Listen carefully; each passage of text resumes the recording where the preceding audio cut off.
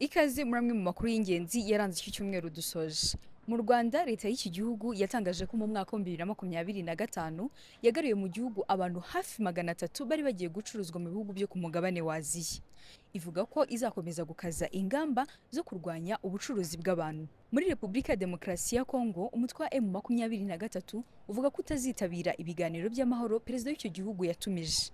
M23 ivuga ko yo izakomeza ibiganiro bya Doha isanzwe ihuriramo na leta y'iki gihugu. Muri iki cyumweru, icyorezo cya Ebola cyarenze umubare w'abantu igihumbi kimaze guhitana kandi gikomeje gukwirakwira. Mu yandi makuru kandi twabagejejeho muri iki cyumweru, mu ntambara ya Ukraine n'Uburusiya, intambara yakomeje gukaza umurego, Uburusiya bukomeza kugaba ibitero bya misile na drone ku mijyi ya Ukraine, ndetse na Ukraine nayo ikomeza kugaba ibitero bya drone imbere mu Burusiya. Naho mu ntambara ihanganishije Amerika, Isiraheli na Irani, umuriro wakomeje kwaka hagati ya Leta Zunze Ubumwe za Amerika na Irani.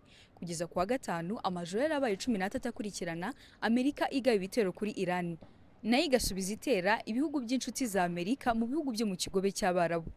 Mu ngaruka z'iyo ntambara yo kugenzura umuhora wa Hormuz, igiciro cy'ibitoro cyongeye kuzamuka kirenza $100 ku kagunguru kamwe. Hagati aho, abawudhi bo muri Yemeni bashyigikiwe na Irani nabo bongeye kugaba urugamba rwa kabiri mu kurasa amato ya Arabia Saudite mu nyanja itukura, bagamije kongera gufunga inzira yo muri icyo gihugu. Aya namwe mu makuru y'ingenzi twabagejejeho muri iki cyumweru. Ibuka gukora subscribe, like ndetse na share.